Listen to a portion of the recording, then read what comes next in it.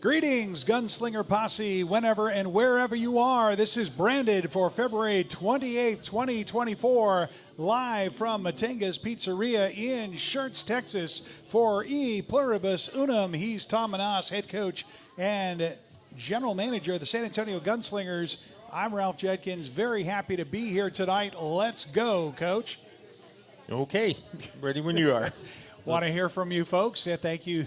Kelly Woodard is already on board saying, let's do this. We want to hear from you. Tell us where you're from. If you got a question for Coach or myself, put a Q in front of your comment. Players, let us know your name and your position in your hometown. We'd love to see you out here at Matenga's. Short drive up I-35, exit 3009. Make a left right at the first light past Walmart, and that's 6044 FM 3009. Google Maps here. Yeah, we're going to get you here. We're going to get you here. Definitely want to come out. I'll give another quick preview of the crowd tonight. Say hi to the Gunslinger Nation, folks. Yeah, come on out and don't miss it. We have a very special show tonight that we have put together. It's going to be our first in a series of getting to know our coaches, starting with getting to know our head coach here, Tom Manas. Yeah, and that's a slippery slope. It is. It is. It is. I try to maintain my balance on the way in. And I guess we might as well go and get started with and kick this thing off. Let's do that. All right. We'll be back in just a moment. You're watching Branded live from Matenga's Pizzeria in Schertz, Texas.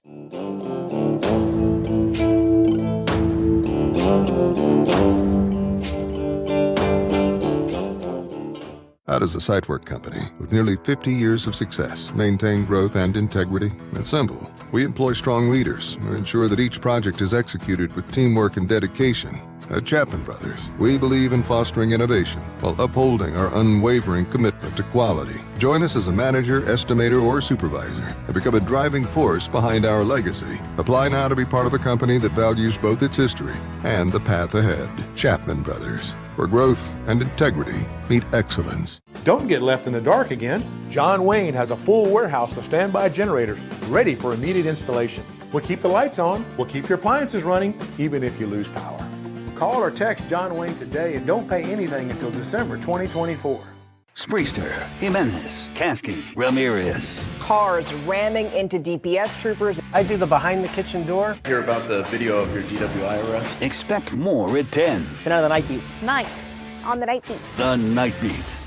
2023 has been a landmark year for the Indoor Football League. Our 15th season saw tremendous growth, both on and off the field. Bold steps towards a bright future, cutting-edge fan engagement, and powerful new partnerships.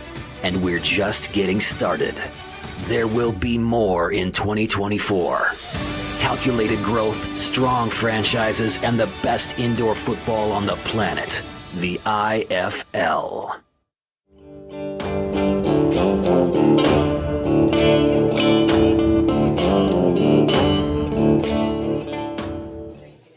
And welcome back to Matenga's Pizzeria for the first quarter here with head coach Tom Manas. So we're going to get this started with a question. Coach, on your resume, one of the big things that stands out, you have in your time as a coach, your career as a coach, you have won 12 championships. Is that correct? That's correct. Okay. What levels and leagues and position? I guess we can start at the beginning. Well, when I got done initially playing, I had gotten home and I coached at my high school for a season as a head coach.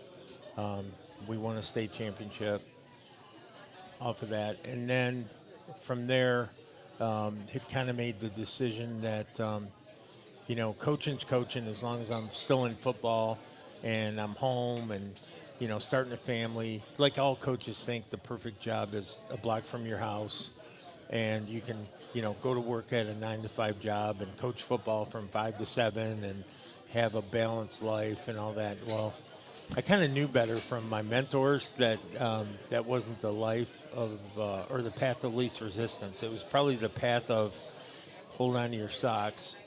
But the championships came obviously with the help of a great many number of people.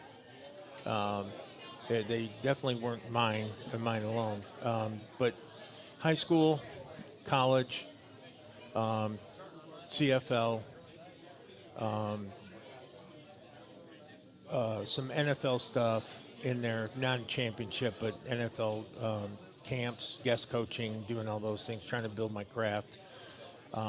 Arena football, as we know it, and then NAL, which was kind of a hybrid of AFL. And again, they came from everything from when I first got into the professional side. One of the things that my mentors told me was learn how to coach every single position.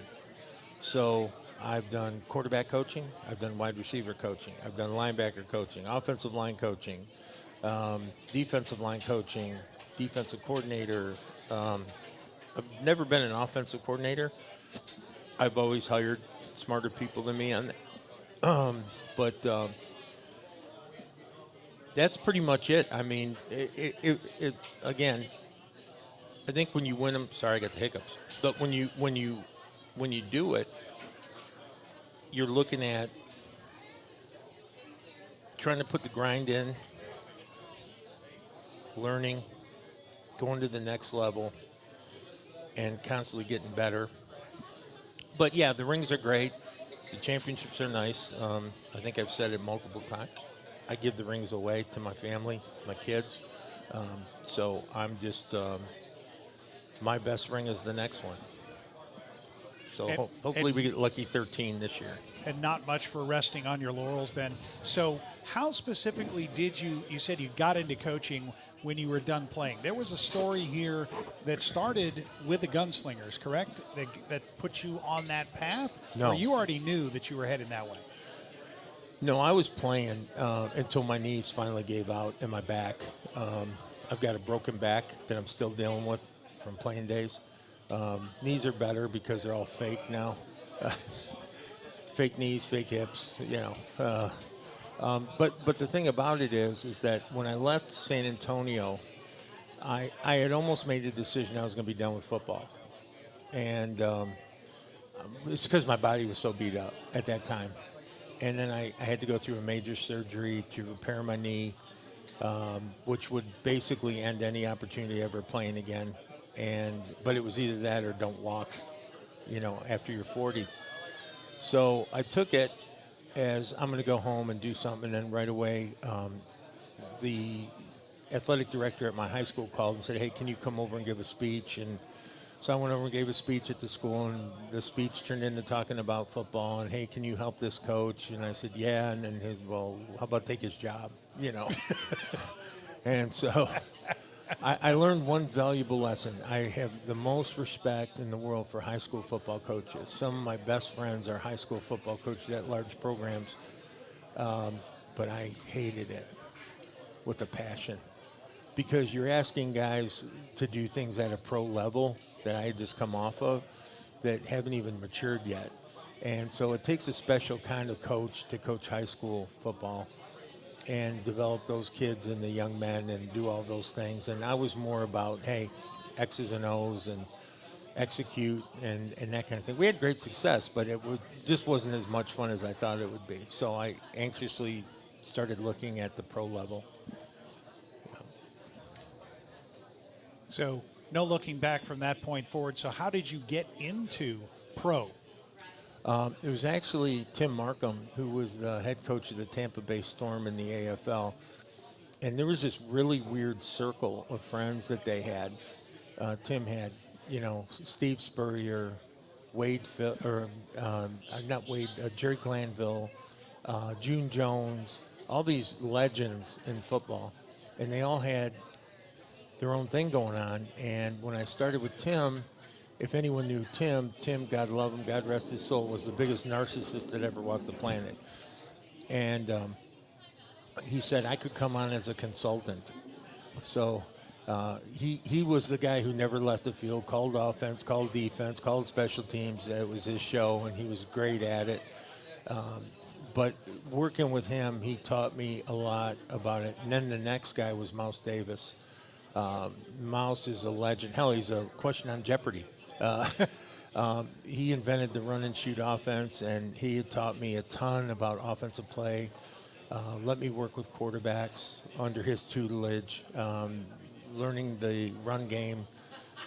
And then when he took a job in Detroit for the Arena Football League team, he hired me. And that was the first payrolled coaching job that I had, and they used the living hell out of me. So was that the coach who had you coaching or told you to coach every position? Yeah, know every position. Know every position, okay. And with him, I started out as a running backs linebacker coach, which if you know arena football is, all right, you run into him and there you go. But then that developed, and I got to work with some really great quarterbacks. Ricky Foggy was one of them, and started developing that. And then I met Rich Stubler, who was, God rest his soul, was the defensive guru in the CFL. He had won like 9 Grey Cups, and he kind of took me under his wing and taught me big field defense and arena defense. And when we left Detroit, we went right to Toronto. I mean, we got fired on a Monday, probably at 1 o'clock in the afternoon. By 4 o'clock, we were in Toronto, and he took me with him, and I won a Grey Cup there. So it was great. I mean, if it wasn't for all those guys, I always say I was an overnight success. It only took 35 years to become an overnight success. So lots of grind. Well, you've been devoted to coaching, as you said before, in getting there, and you'd found your purpose. I think so. When did you know, and how did you know that the purpose of your life was to be a professional football coach? I think it happened when I realized that I thought my best quality on this whole thing was leading men, not, just saying, well, you're a football coach or this and that. When I got a group of alpha males to follow me, or follow a certain goal, I thought, you know what, it's hard enough to get a locker room to all agree with you and all support you and do all that. And when I had a little bit of taste of that, I thought, you know what, maybe I can make this work. Maybe I'm good at it. And I always tell the players this, because I played. I'll never ask you to do something I can't do or something I haven't done. So I'm not going to give you unrealistic expectations, and I'm just going to let you be the best of your full potential. And then the character thing came out, and that's through my faith. So then I started taking a look back and said, I've had all-star teams that don't have great character, and they're miserable. It's a miserable experience. And then I've had teams that have great character and had success, and I said, you know what, I'm going to stick with great character and great success. And that's why the story that we've said, or the line we've said over and over and over again, is you're looking for great character guys that happen to also be good football players. We're not looking, or you're not looking necessarily first to, wow, that guy's got great numbers, great performance, looks great on film. Right. Okay, that can get you to a conversation, but that conversation is going to be vetting, how is that human being? How is that man? Is that a man we're talking to? Is that the kind of man we want? I put it in perspective. I had a coach from another team call me and ask me about all this, and I think I've told you guys this before, is that if a coach wants to call up and talk football or talk how we do things or whatever, I'm always open to that within reason. but, sharing information, that's how we all operate anyway. And so yeah, I spent an hour trying to explain it to him, and I said, okay, wait a minute. It's like this. It's like you open up a Playboy magazine, and you see a picture of the girl. Now, you can either just go on that, or you can read her bio. And then when you read your bio, you find out, oh, she's going to school to be a rocket scientist, and she's, gives 50% of her money away for charity, and she's this or that. Or she's not that nice a person, and it's that. Recruiting is very similar to that. You can't get enamored with the highlight reel, because the highlight reel is like a resume. No one ever puts on a bad reference on a resume. Well, it's the same thing with a highlight reel. Highlight reels are nothing but showing you the best of. The best of. Yep. So I interviewed a kid today. He hit me up on LinkedIn, and I get hundreds of these a month. And he hit me up and he said, hey, here's my story, here's me, whatever. And I watched his film. Good film. Good film. We'll just say very good film. So I called him up. I sent him my number. I said, call me. He called me. We talked for probably 30 minutes. Told me his story, how he went to this school and, how this worked out and what position he liked and what he thought he brought to the table. And good kid. I mean, he was a yes or no sir guy on the phone. He was really polite. And I said, well, I'm going to send your film to that position coach. So I sent it to McKinney and I sent it to Jay Rich, and I had them. They both came back, wow, really good film and all that. And in the interim, the kid would message me, I can help make you all great. I can, I think I'll fit in. I think I'm this. I think I'm that. So all of that coming into play probably merits a call again tomorrow. Now, will I sign him? Nope. Going to watch 2 or 3 games that he played in the whole game and see how he did outside of the highlight reel. And we'll get an idea. We'll get a good indicator at that point. And you had said previously that when you get the whole game, you also get a chance to look at who they're playing against. Correct. Because you can look great right. Against Our Ladies of Perpetual Misery. I'm going to find out who the opponent is, what level it was. Right. And I'm going to look at who you're beating. If you beat somebody that you could have beaten now, it's underwhelming. Yeah, it's how you fare against quality opponents, right. And so you watch that, and that's the only danger when you get into some D3 or D2 schools, level of competition, and you want to make sure that, because they're going to come in and compete against guys from Florida State, right, Arkansas, West Virginia, and all of a sudden you got a smaller school, so you got to make sure that you get the right guys. But yeah, character first. Excellent. I think that's a great opening as we've talked about you. When we come back, we'll talk more tactical about how you have brought this about when we return with the second quarter. You're watching Branded live from Matenga's Pizzeria in Schertz, Texas. We'll be back with the second quarter in just a moment.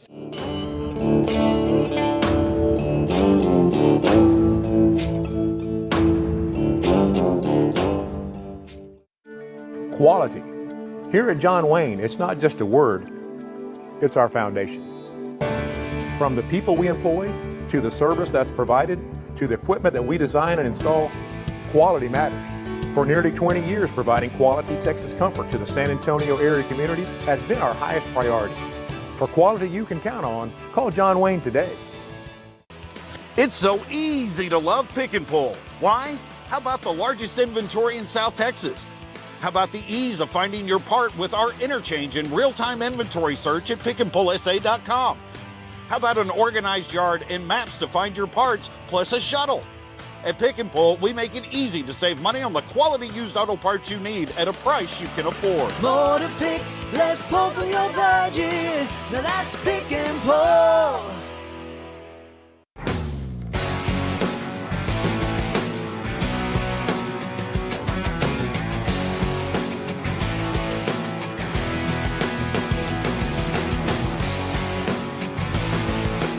Hi, this is head coach Tom Manassa of the San Antonio Gunslingers. I'll tell you what, Right now is the best time in the world to buy your season tickets. 2024 is going to be historic for $9, starting at $9 a month. How can you beat that? Can you believe it? $9. Don't make me come down there and send you off to the train station.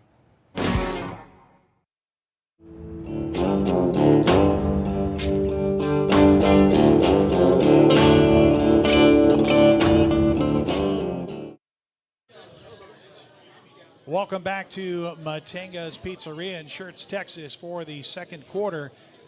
Interviewing a lot of Q&A tonight with head coach Tom Manas. And now we're going to get into how all this works.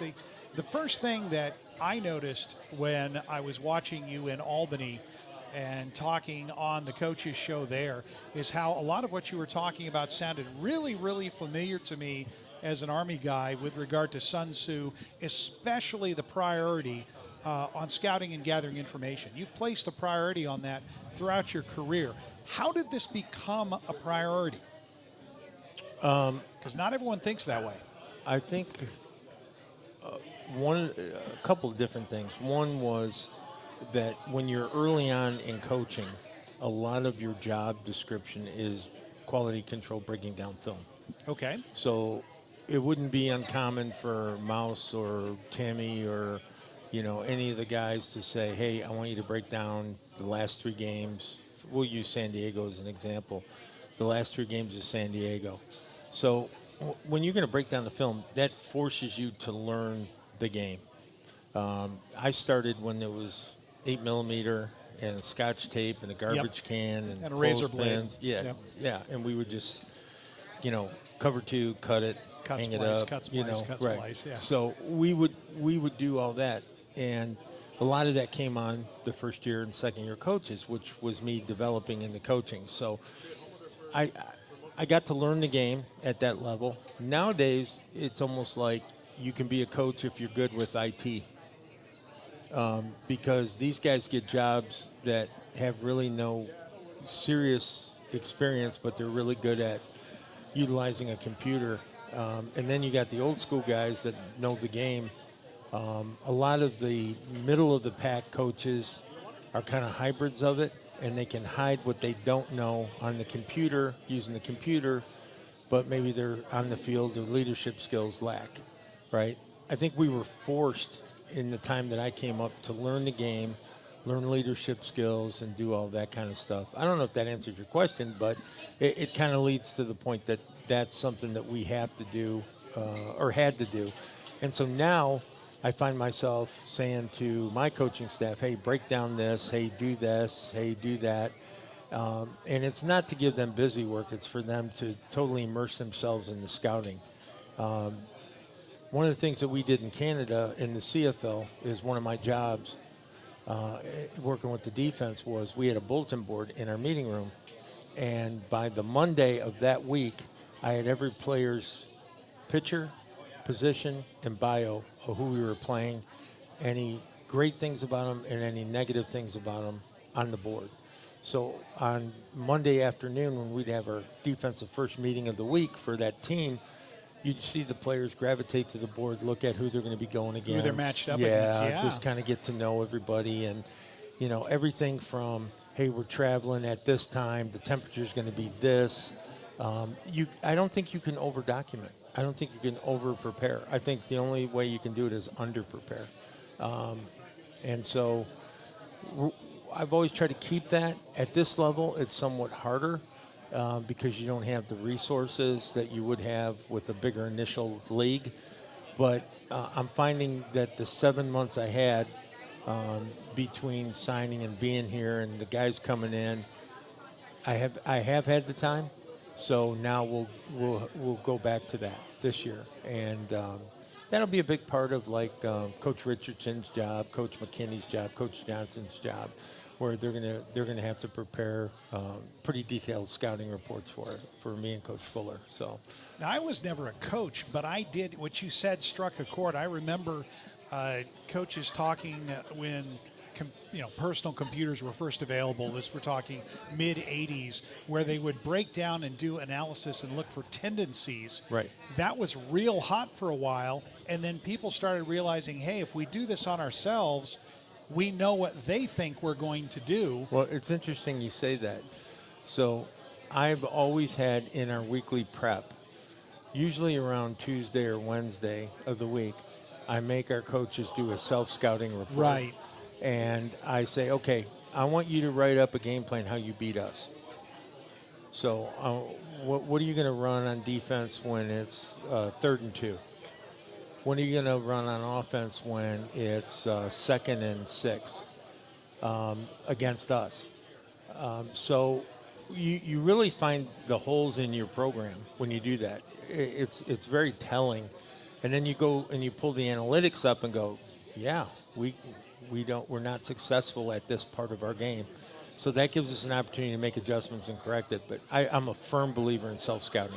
The only team that can really beat a team like we put together this year is us. Ain't no one that'll beat us. I mean, if they beat us, it's not because they beat us, it's because we beat ourselves and didn't execute. So we're gonna look at it where we minimize mistakes by self-scouting and have a clear understanding of what we're trying to do. So. And that scouting does not limit itself to just the other team or self-scouting. You go another label, you're actually identifying the officials at that location as well. I'm real curious, how do you scout an officiating crew? Well, and that was done by Belichick, and I picked up on it. And so during the week, usually on Monday or Tuesday, I'll know who our crew is going to be for our game. And then what I'll do is they have a number on their shirt, or they have a position that they usually are at. Like I know who the white hat's going to be for our first game already, right? And I know this, right?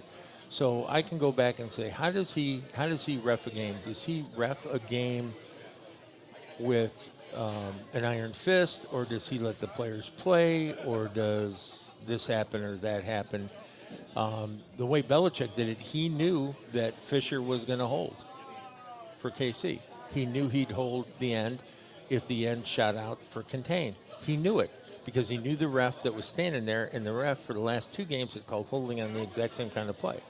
So he did it, and that enabled them to score and obviously win that game against Kansas City. So I thought to myself, you know what? If I got to copy that. I got to at least look into it. The other thing is, I think, and I've always been a believer in this with the officials, get to know them. They're less apt to, pull a flag rather than give a warning. If you say, hey, Bob, come on, Bob, Joe, and so try to be appreciative of their job, but in the same breath, just, sugarcoat it a little bit by building relationships as well. So, yeah. Well, your commitment to scouting and gathering information is really next level, because I don't see a lot of other coaches talking about this so much that your own son, Phil, is on the staff, and his purpose is, you guessed it, folks, he's a scout. Yeah, and he's my baby Belichick. And I'm curious because I haven't met Phil yet. I'm looking forward to meeting Phil. But what I want to know is, don't know much about scouting. What are your general guidance, standing orders, as it were, as a scout? I mean, he's not just looking for talent and players. I mean, maybe more so in the off season. But what are his standing orders? So basically, Phil's won like 4 rings with me. He's been around. I don't recall ever seeing him on the sideline. No, he's never been on. Well, only in college. In college, I had him on as a pass game coordinator. He won a championship with me in that. But typically, what Phil's function is to seek out and vet players that I may have. So his number one thing will be, I'll call him up on a Monday and I say, I want a defensive end, 6'3" or better, between 250 and 285 with pedigree. He'll go, okay, gotcha. And then he'll start combing through all of our prospects, all of our books, all of our data. So he's actually the manager, old school referred to, of your Rolodex. Yeah, kind of. I would say, yeah, and he has quite the video library, and, he can pull up things, and so once I ask him for data, it's like when we signed Fabian Guerrero.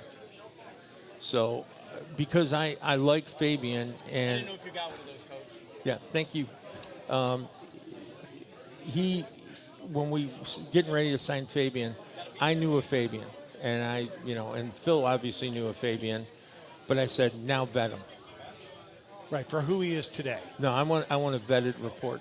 I want to know everything good. I want to know everything bad. I want to know everything.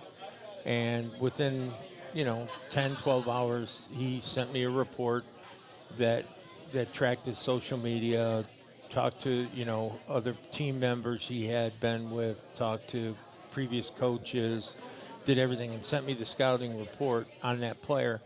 And it's like what we thought. Fabian's a good guy. He's a good character guy. He's got a little bit of a Cuban temper sometimes and can let it out on social media. So we addressed that. But other than that, he's just a really good young man and a very talented football player. So we knew what we had. But if I'm going to make the move to bring somebody in, and somebody with a similar skill set to somebody we already have, then I got to also vet that other guy that's already on our team or our roster. So I vetted them both at the same time, and then did a comparison and said, yeah, I think we can make this work with both of them, not just one of them, but we got to make some things happen in between. And that's how finally, a really simple yes would have been 20 hours ago, but we spent the 20 hours doing our homework, and now we feel good about what we did all the way around. So we won't have any regrets, later on in camp. And that pattern, you've been doing that for several years. Obviously, you said he's won 4 rings with you. Yeah. How many players in that entire time have you ever had buyer's remorse on? One hand? One finger? It's more than one, you're calculating.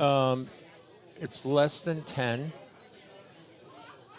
But it's probably in that 8, 9 range. Okay. And when you consider how many, that's... Yeah, think about it if you owned a business and you got people coming into you, right, applying for the job. Showing you their best face. Showing you the best face, doing everything, and then all of a sudden, it's like a big lump of turd sitting across from you, and you go, what have I done?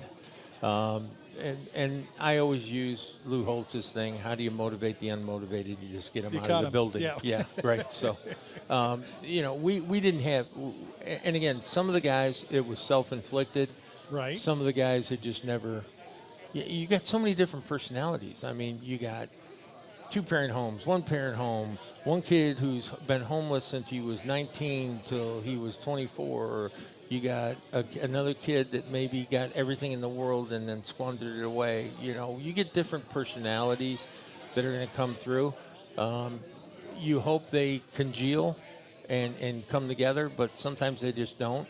But out of all those years, to only say 8 or 9 is pretty remarkable if you think about it. I would say so, because there's a lot of intake and not having to reinvest, not having to rediscover. Right. But even when you had to, you've also had, and I'm thinking Phil had a lot to do with this, you've had a lot of success bringing players on rapidly. In 2021 up in Albany, you put a roster together in 10 days.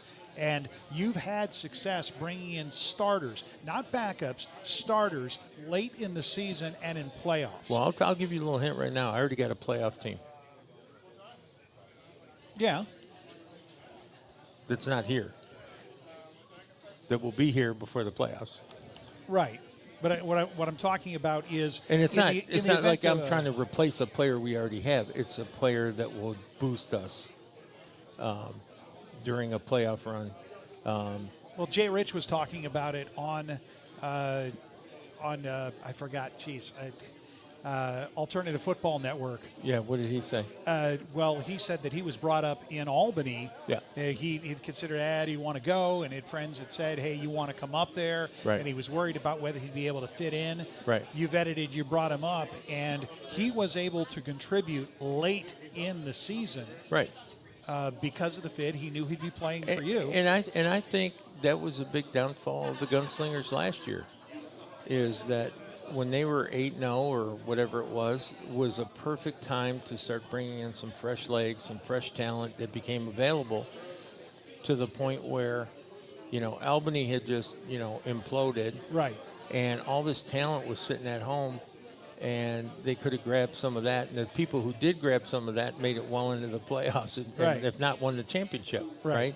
So I think, you know, it's part of our business. Now, do I want to take a kid who's grinded with us and helped us get to where we're at and then cut them just to bring in somebody new for the play? No, that's not what we're talking. This is in we're response talking to about injuries and emergencies. Correct. Or the 4 practice squad guys that you carry.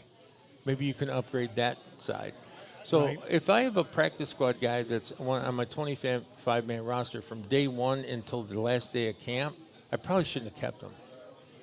Or last day of the season.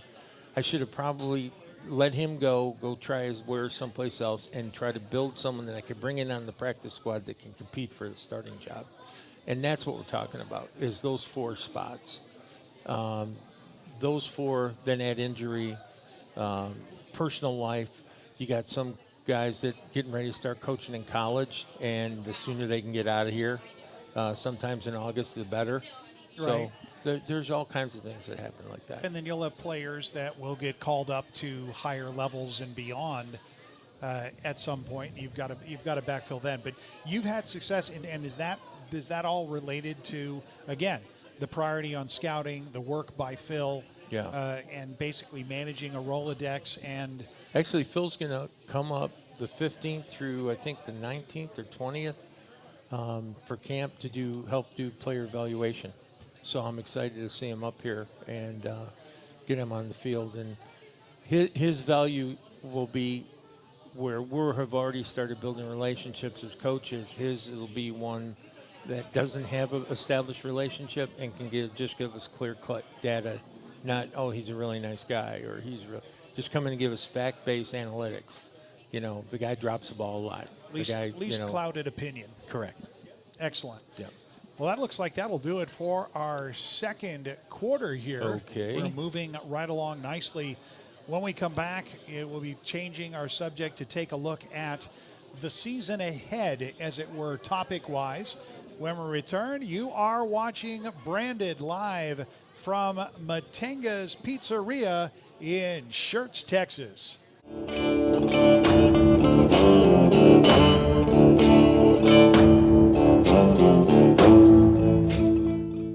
Hey San Antonio, are you tired of the same old chain pizza that tastes like cardboard? I thought we were done eating paper in school. Maybe not. It's up to you. At Matenga's, we bring you flavors that are authentically Texan. We're talking about fresh dough that we made in store every single day. We're talking about cheese that's shredded in store for that authentic cheese flavor. We're talking about brisket because this is Texas, y'all. We're talking about our Texas rolls. Can't get those anywhere else. We're talking about Texas ranch because when you put jalapenos and ranch together and you dip it in with pizza, just drink it. Lastly, we got a pothole pizza because we had to name a pizza after our roads. You know what I'm talking about. Can't wait to see you soon. Find a Matenga's near you. It's like literally like hockey and football had a baby. Type of action you'll never see in the NFL.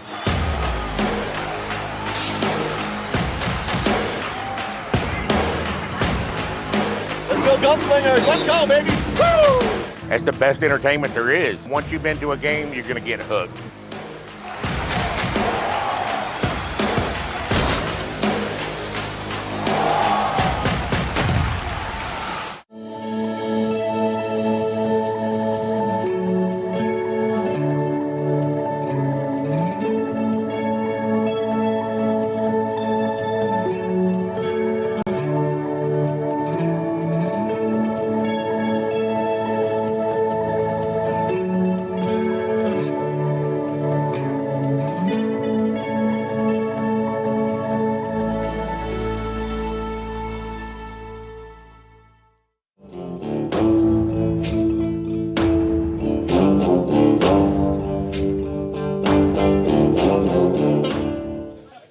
Welcome back to Matenga's Pizzeria, and the Q&A continues here with Coach Manas. Oh, Lord, I hope we're not putting him to sleep. Plus all the people out here at Matenga's. Say hi to the rest of the world on the internet, folks. Yeah, we get a full house tonight. That's a great looking crowd. We even have more at the bar, people that are in some of the advertisements. it's been a great scene. Very, very happy to have Matenga's on as our basically our place and show sponsor and food sponsor. Right. We signed a wait a minute. new sponsor. Okay, yeah. let's talk about Matinga's for a second. Sure. Oh, yeah, we had a new development. All right. If you have a love of pig the way I do, you'll appreciate the fact that we have a Gunslinger's Pizza that we tried tonight. And is it launched or is it launching? I don't know, but we'd have to. I'm looking for Matt. It is delicious, but it's got 5 types of pig on it. Yes. Oh, right. Boy. And Canadian bacon, regular bacon, a special sausage, pepperoni, and how many is that?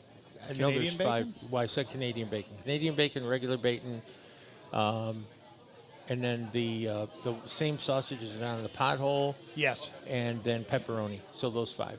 And it is super.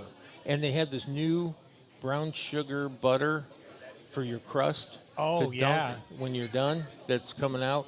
That's the Inga Doodle. Cannot thank these people enough, Matt and Inga, for everything they do. And that pizza, guys, I got to tell you, get a big one and you'll eat it all. It's delicious. Yeah, Eamon Caldwell drooling from a distance, saying it's a whole lot of pork and he needs it. Well, I'll tell you what, boys. Here's the deal. So we get into town. The players get into town the 14th, and then I want to say the 27th. 27th. Yeah, the 27th, we're doing a meet and greet with the players here at Matinga's. So we'll be having players here that night, get them on camera starting as early as the 14th, or that would be the first week, so probably around the 18th, 19th, we'll have players here. And then we'll consistently do that. We'll show some great film from practices, and it's going to be a lot more fun than just seeing 2 old farts up here. Yeah, so, not just 2 guys talking. Right. I'm not an old fart. Am I an old fart? Yeah, you're old. Okay, I'm an old fart. Yeah. All right, well, let's get back to it. Some younger farts this week put out some comments on the power rankings for the IFL here in the Chatterati. None of them placed the San Antonio Gunslingers pretty much higher than middle of the pack. I think 8, but they counteracted it. I mean, they said they had us listed at 8, but they said we should be as high as 3rd and we should be competing in the top 4. Okay, but and that's because I think those that are actually paying attention and looking at the roster and bothering to know who these people are, even though they're not all IFL players, have noticed something. But one of the main reasons cited over and over and over why they're reluctant to come out and say is we're transitioning to the IFL. We're transitioning to a new set of rules. And okay, I think that's a fair question because we have never played it down in the IFL as the Gunslingers. I mean, you've coached in the IFL, as have several others, and we have players that are coming from the IFL or have played in the IFL. What have you done, and what are you doing to address this unique challenge of transition and arriving in the new league to be able to compete and win a championship this year? See ball, get ball. See player, kill player. What else? Football's football, man. You're going to line up against somebody. You're either going to be in man or you're going to, have a scheme on. Rules are easy. The way we're going to introduce a lot of the rules that we already haven't done, which we have, we've sent video clips, we've sent, all kinds of data is available to them to learn the rules. But at the end of the day, football's football. It's block, tackle, run, catch, do all those things. And we make it way more complicated so we sound self-important. But, I mean, you're taking a linebacker and you say just be back at 5 yards and only, do something when the quarterback lets you know what he's going to do. Or, now the jack linebacker is really a strong safety and he can go from anywhere he wants. It's not complicated. It's really not. So every day when we introduce at practice, we introduce what we're going to be doing for the day. We'll also talk about that rule that applies to that. Rather than try to teach someone the playbook the rule book in one day, we'll take that into consideration. And if we're going to talk about, alignment issues with the defense, we'll show clips.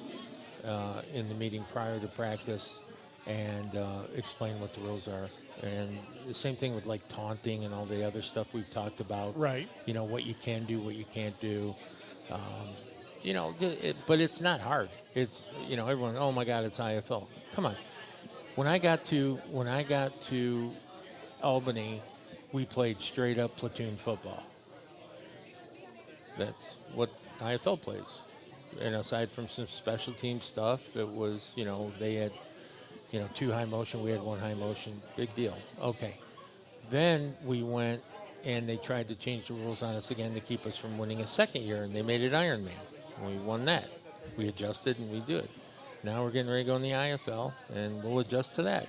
And we'll win in there too. You know, we'll win more than we lose. So it's not rocket science. Just, you know, people get too overwhelmed.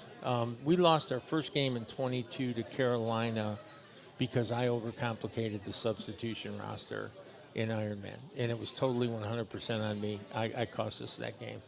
I made it way more complicated than it should have been. And then a friend of mine said, it's just like anything else, just sub. And as soon as he just simplified it, I mean, I had different colored wristbands, and I was going to come up with this scheme, and cost us the game. So went back to just not trying to overthink it. Oh, I did have a couple more comments, Jeff and Jackham, on this on the pizza. Because I do want to go back to that, because I also want to say that you've actually helped me with this show. I overcomplicated a lot of stuff at first. Yeah, we did. And you have given me things that you're really good at that, actually, as far as clarifying and simplifying and just finding a better way and an easier way to do things rather than try to make it more complicated than it is. And it really is easier because it's very liberating. Well, you know what? I go back to the Plumber's Creed, right? Poop rolls downhill and payday's on Friday. So take the same pathway as water. Water takes the path of least resistance. I can tear down your entire ceiling because you have a leak, or I can just find out the exit point, right? And then work my way back, and I can find out where the leak is. And that's because water will take the path of least resistance. Well, same thing's true with preparation for football or even leadership. You know, keep it simple, man. You know, we have the attention span nowadays. It's getting smaller and smaller and smaller. So when we complicate it and our audience doesn't complicate it, that's where the frustration comes in. So we need to go to everyone's comfort level and how we present and how we conduct ourselves on the football field. So, yeah. Well, conducting ourselves on the football field is one part of what you do. I think we need to lighten the tone just a bit here to actually end the third quarter. Life's not all football.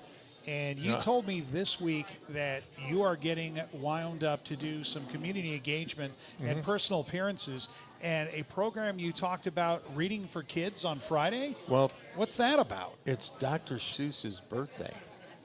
So how apropos, right? Yeah, and I've done these for years and years and years, where you basically just go and you read to the little ones and tell them a story and just spend some time with them and remember why you get this opportunity to do all those things and give back.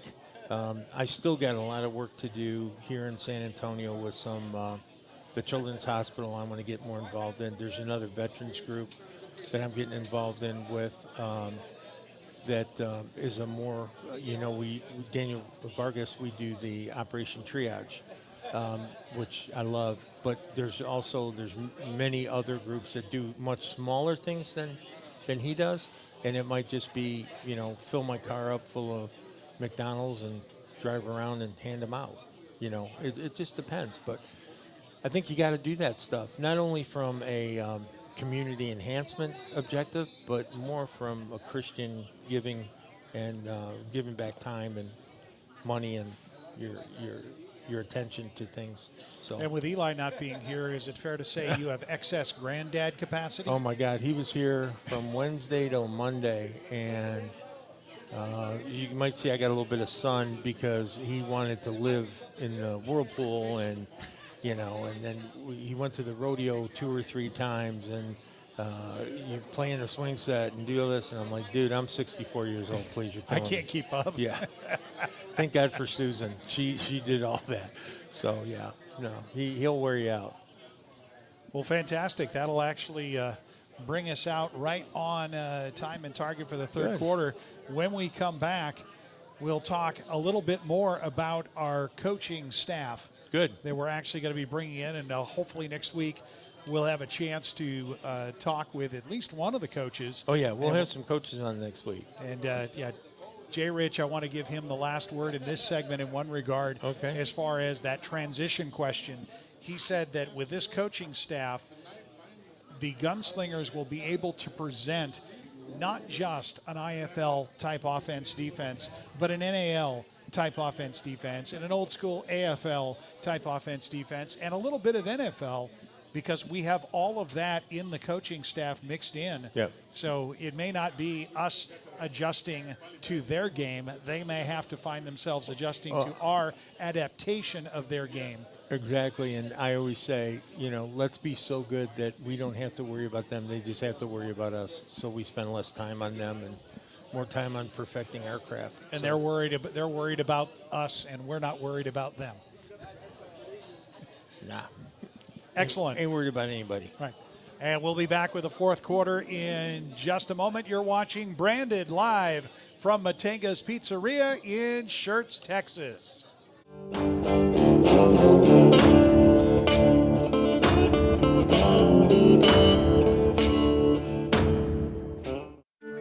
Quality.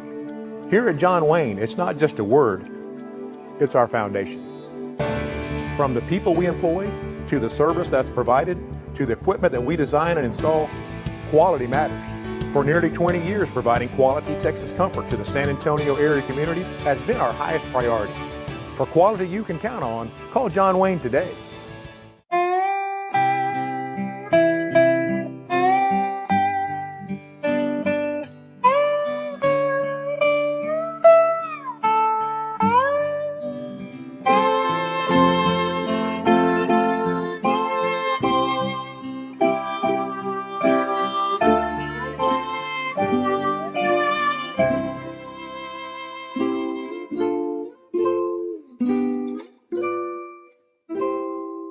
How does a site work company with nearly 50 years of success maintain growth and integrity? It's simple. We employ strong leaders who ensure that each project is executed with teamwork and dedication. At Chapman Brothers, we believe in fostering innovation while upholding our unwavering commitment to quality. Join us as a manager, estimator, or supervisor and become a driving force behind our legacy. Apply now to be part of a company that values both its history and the path ahead. Chapman Brothers, where growth and integrity meet excellence.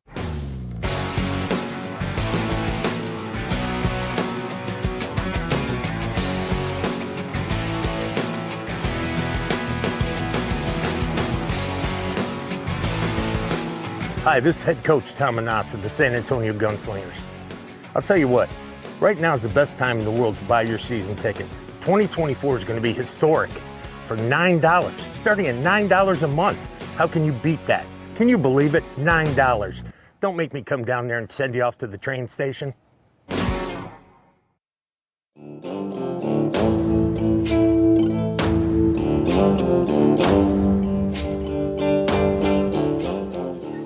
And welcome back to Matenga's Pizzeria for the fourth quarter. Fourth quarter. Yep, and it is finally time to announce our winner of our first Super Fan giveaway.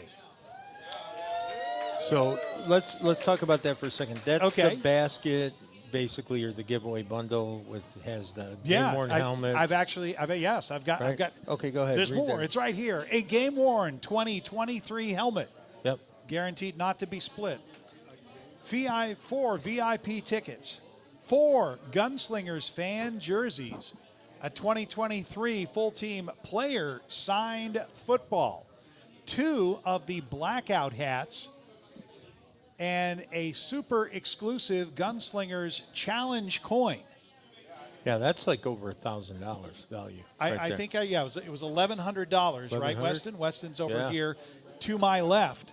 And this is the first, and we're probably going to have more if this is successful, out of over 600 entries tonight.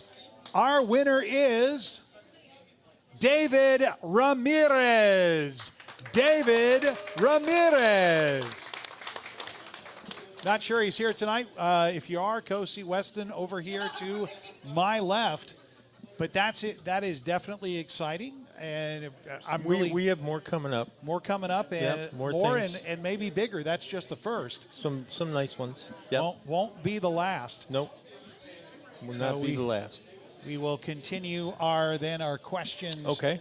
Of Coach. Oh, I also want to take an opportunity to mention we have a returning sponsor, Sergeant Clutch, certified engine and transmission repair shop, is coming back for another year. Good.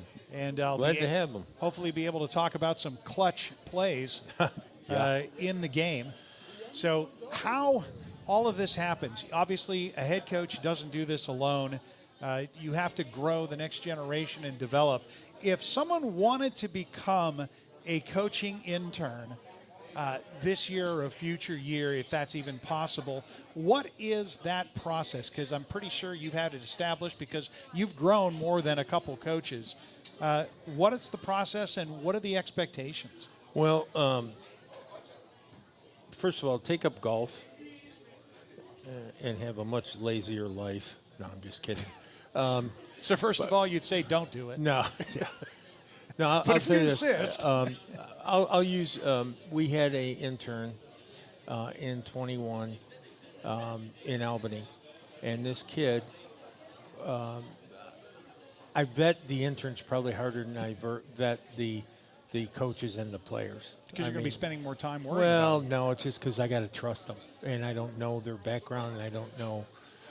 Are they going to be lazy? Are they going to be a hard worker? Are they going to complain? Are they going to be eye rollers, body language guys, all those things? So there's a danger to it.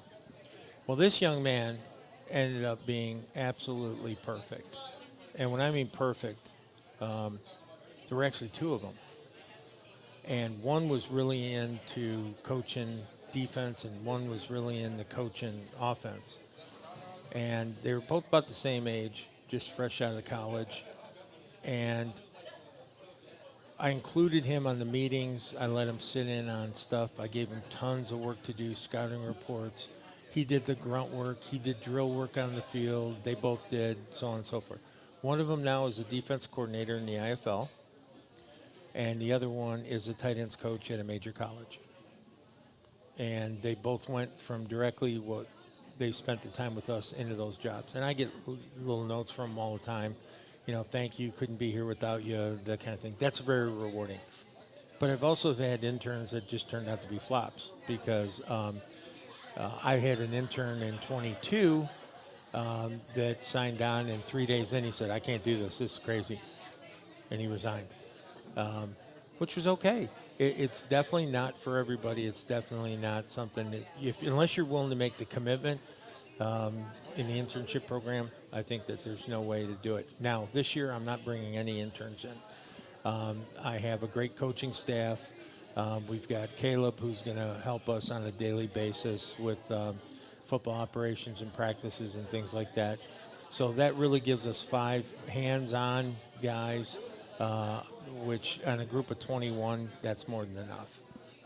I don't want my coaches getting lazy either and just pawning stuff off to interns. So we're going to all have, we got enough bodies to do what we have planned. Should that ever change, I'll post it that we're looking. But someone who is the ideal candidate for that job is somebody who understands the football, has a high football IQ coming in, but 2 is very, very coachable, thick-skinned, because you're going to get beat to hell. And then also somebody who is not trying to do this as a part-time thing. Professional football is not part-time. And I get that guys say, well, I got to work, or I got to this, I got to that. And I said, man, you got your whole life to work. Work on football for 5.5 months. But coach, I'm a driver for UPS. I said, you're going to let a driving job for UPS not let you have a life in football? Quit do football, go to work for Amazon, go back to UPS. They're going to hire you back as long as you leave on good terms. You know, don't let circumstances determine outcome, right?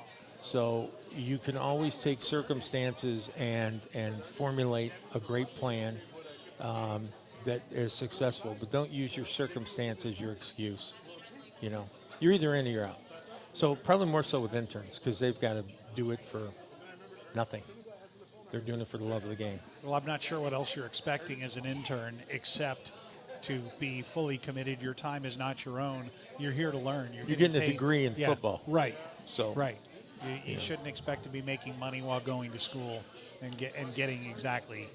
An education that you could use for the rest of your life. Yeah, for sure. Now we've got a group of coaches, 5 coaches coming in. Right. You'll have a staff of 5 coaches, 4 including you, right, who have head coach experience, which is exceptional. This is an exceptional group of men because 3 of them are willing to suborn that they know they could be if they wanted to, and they're coming here. Besides the head coaching commonality, and in the case of the 5th coach, clearly the potential to become a head coach at some point, what else do you think of as the common traits amongst these 4 other men and yourself as coaches? I think the common trait to me is loyalty. They're all men of loyalty, character and loyalty. That's first and foremost. And that's what you want in your staff, is a loyal staff. I've been on staffs where they tell you one thing to your face and then behind your back they do all kinds of nefarious stuff. But the ones that will tell you to your face, and it doesn't have to be yes, it could be a no, it could be a different opinion, it could be anything. That's what I want. I want to surround myself with guys that give me options through their eyes, and then ultimately I'll make the decision, but it'll be a calculated decision based on fact, not opinion. But if you go down the list, and you talk about James Fuller. Okay, so James Fuller, very successful head coach, one of the best offensive minds in all of indoor football for that matter. He's a football guy. He doesn't care about all the periphery. He doesn't care. He just football winning, structure, very similar in the things that we do. And when I approached James, I said, hey, how'd you like to take a year where you don't have to do all the BS stuff and you can just be a great OC, and I'll make you the assistant head coach. If I go down or I get fired or whatever, you just take over the team. And he said, 100%, yeah. And I know that from the time I signed him to today, he probably had 10 offers to leave. Again, loyalty, character, he stayed. He's coming with us. Next one is Chris McKinney. Chris has been with me. We've won championships together. He's a very, very bright, high IQ guy, football and otherwise, super smart. And I trust his opinion above all when it comes to the character of the team. You got Jeremy Richardson, again, a guy who I took from player to coach. We've got history together. I call my other son. Just passionate, an unbelievable recruiter. He could go tomorrow to a mediocre program, become their GM, and make them great in like a year and a half, 2 years. That's how good he is at what he does. But he's developing and becoming a better coach every day. Lee Johnson, head coaching experience again. Player, coach, understands everything. I think Lee, when I got Lee, it was a lot of it had to do with the fact that he worked with Coach Fuller, and his resume is second to none, and he's a great character guy. I had the opportunity to meet him and his family, and they're just great people. Of course, he'll stay on as a scout and continue to work as long as I got a job. That kid's got a job, so because he's good at it, and I don't have to train somebody to do it. Now I got to school him once in a while and not talk to him like he's my kid, and he gets that. We've had some pretty good conversations in the last month, but he understands his role, and everybody. We say this: we have very few rules. We have of super high expectation. So our expectations up here, our rules are down here. If you're here, you don't even need to hear the rules because they don't coincide with the expectation. You shouldn't do them. So they're going to help me in the player side. I've said this before, in a perfect world, I hand Don Rackler his ring and James his ring, and they hand me mine, and then I hand them to the coaches, and the coaches hand them to the captains, and the captains hand them to the players. And, in a perfect world, the players love each other and form a family. They like their coaches and respect their coaches, and me, they kind of respect and a little bit of fear, but, know that I'm looking out for their best interest or the brand's best interest. So, yeah, that's the long and short of it. I mean, that's how it works. And if it's going to work, it's going to work that way. And if it doesn't, then it doesn't. But we're not going to change the way we do things. And it's the only way you know how to do it. And at this point, oh, it's not time to go learn another way. No, and I'm not going to, someone says adapt. Yeah, no. Why would I adapt? I keep winning. Right. Why don't you adapt? I mean, it's like, and all of this goes right back, folks. And I didn't mean to say I win. No. We win. Right. Yes. And folks, if you didn't watch last week's show, go back and see how all that is reflected in DJ Meyer's response and the players' comments and what they were saying in that show. Here, I'll put something up right now for all the players that are still online. What is your number one goal for the San Antonio Gunslingers in 2024? Write it down and post it and watch what happens. All right. If they're still on. Some of these guys get up early, so. They should be. And while we're waiting for that, I wanted to close out our questions by asking the decompression side. Caldwell's first in was Ship. As if we didn't know what they were going to say, but like to see some more balancing, if it can even be said to balance the life at home with live football. As you said before, it is God, it is family, it is football in that order.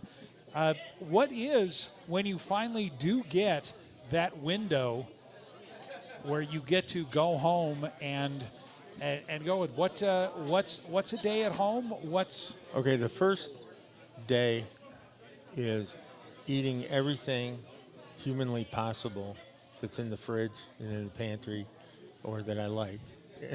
And then by the second day, I'll sleep a lot in day one, day two, and lay around. And then after that, it's taking care of the property. It's, getting on the tractor. It's doing those kinds of things, getting the hunting blinds ready. If it's during hunting season, it's hunting every day. Then I'm home, and just spending most of the days in the woods, and then most of the evenings with the kids and the family, in the house, and just spending family time together. So yeah, it's just kind of decompressed, like you said. That's a big thing. I've only been home since I signed, I think, 28 days. Right. Since September 1st. So. Susan's come out a few times. The kids will be coming out pretty regular during the season. But it's a huge sacrifice, and none of this can get done. And I know all the coaches at home that are listening and players, we couldn't do what we do without the women in our lives. And Susan's a huge part of that, holding down the house and all the heavy lifting at home in order for me to be able to do this. So. Well, that's part of it, though. So, yeah. Well, Susan's amazing. I think one of these days we're gonna get her back on. We had her on once, did we not? Yeah, I think just for a minute or two, and then Eli was last week being at the Eli. rodeo. He was being Eli. So. Well, we did have a couple other Caldwell elaborated saying by undefeated season. Yep. And of course, Mikhail Harvey again win a championship. Right. That is really. I mean, I don't. Yeah, and it's kind of like asking, a question already know the answer to. It's rhetorical. They're going to always say championships. You didn't hear anybody say win MVP.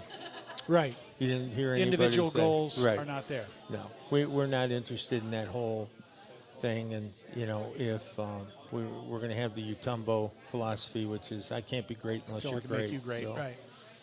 Yeah.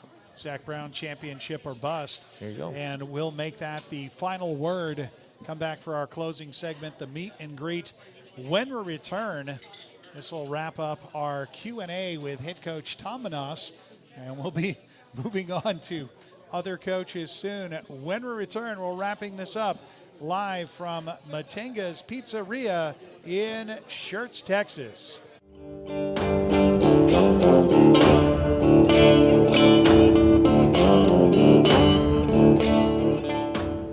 Hey San Antonio, are you tired of the same old chain pizza that tastes like cardboard? I thought we were done eating paper in school.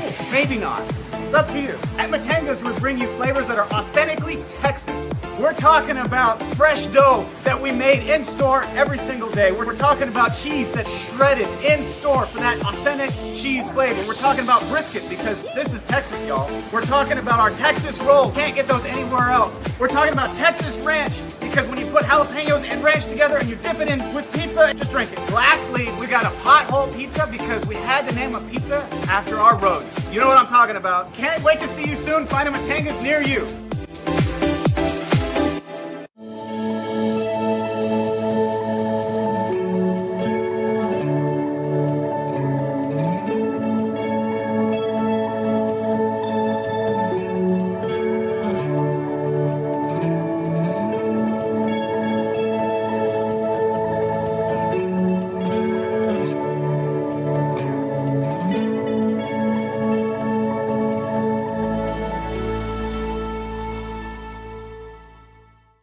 For generations, the family recipes at Carrabba's Italian Grill have been bringing people together. From the sweet smell of our scratch-made sauce to our rich layers of lasagna, we believe food made with love leads to tables filled with laughter. Dine with us or order out at carrabbas.com. 2023 has been a landmark year for the Indoor Football League. Our 15th season saw tremendous growth, both on and off the field. Bold steps towards a bright future, cutting-edge fan engagement, and powerful new partnerships. And we're just getting started. There will be more in 2024. Calculated growth, strong franchises, and the best indoor football on the planet. The IFL.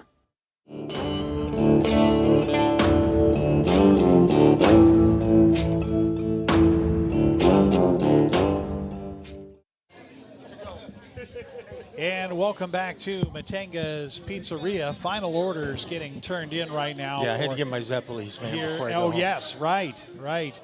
That's becoming a bit of a habit as we enter the Some meat people and like crack. Well, I like Zeppelis. Yeah. Absolutely. Before we get into the roll call here, you had some final thoughts you wanted to introduce? Yeah, I just, I think the biggest thing I wanted to let everybody know is, I appreciate them taking the time tonight to listen to this old guy talk about, his story, but it's going to be great. We're going to have so many guests on starting next week consistently throughout the remainder of the year. And I think they're going to really get to know these kids, and I hope they embrace them like they've embraced me coming here. Take them under their wing and show them lots of love and all that, because when I say you're getting the best of the best, you are literally getting the best of the best, not just football players, but great men that are going to be in your community. And don't be shy, reach out to them and show them your support and love.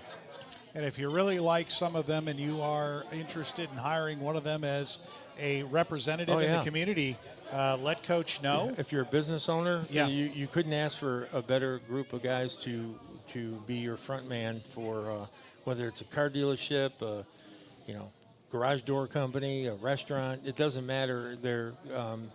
These guys are trying to create their own brands anyway. Right. And so the effort they put into things would be very similar to what you would put into hiring somebody, and they're already trained. They're trained professionals. So they're housebroken. They're housebroken. Yep. I mean, there is a reason, folks, why the show is called Branded. Yeah. It really is a collection of a lot of brands. The players brand, the team brand, the Racker family brand, Tom's personal brand as well. Just all of it together. we are representing ourselves and we are representing each other. And ultimately, it is in service of the brand that is the San Antonio Gunslingers going forward. Wanted to get through our roll call and thank everyone who chimed in tonight. Yeah, let's do that. Let's take a moment for that. Kelly Woodward, Tina Myers-Haddad, Pamela Rackler, Mark Yamaguchi, James Mernier, Texas Pete, of course, Joe Ochoa, Bob Birch, BJ Rounty, Eamon Caldwell, R.C. Woods, Mary Carroll Tyson, Jay Washington, Heidi Ludwig Higgins, Quante Battle, David Garcia, Karime Skull, Keith Kawach, of course, saying hi from Orlando. He introduced a new color to his hat, to the hat line. Yeah. I saw today. It was an olive. It reminded me of a World War II infantry, U.S. infantry, like a doughboy kind of hat. Okay. Interesting color. Eric Anthony, Jeff Ejeckham, Zach Brown. Susan Manas came in with a kind word. She applauded something you had said. I must have been. It's when I said the women do all the. Yeah. Yeah. I'm sure that's when it was. Chris Voss. We mentioned Caldwell, Mikhail Harvey, Brock Donson, and let's see, David Garcia at the very end. And David Garcia saying, "I'll do my very best to spread the word to all of San Antonio about the Gunslingers." Well, thank you, David. I love the Gunslingers, love the IFL, and we certainly appreciate you getting engaged with us. Speaking of engagement, as is tradition. Well, before you do that, let's mention our winner again for the basket. Oh, absolutely. The winner of the basket, a game-worn helmet, 4 VIP tickets, 4 Gunslinger fan jerseys, a 2023 team player signed football, 2 blackout hats, and the super exclusive challenge coin was David Ramirez out of 600 entries. And if you didn't win, if you're one of the 599, there's more coming. Yeah, we've got one that's really special. That's I think James is going to announce next week, and then we'll talk about that next Wednesday. So it's pretty spectacular actually. So without further delay, as is tradition, we are legally obligated according to the Internet Bible and will void our extended warranty if we don't remind you to like, comment, subscribe, share, retweet, recommend, you tell 2 friends, and they tell 2 friends, and so on, about the San Antonio Gunslingers and the show Branded. Now it's that time for that special moment where Coach has a special message for some special people in his life. Take it away, Coach. Eli, Mila, and Liliana, it's time to go to bed. I love you, Miss Susan. Love you more. This has been Branded for February 28th, recorded at Matenga's Pizzeria. And as always, folks, keep your guns up. Good night, everybody.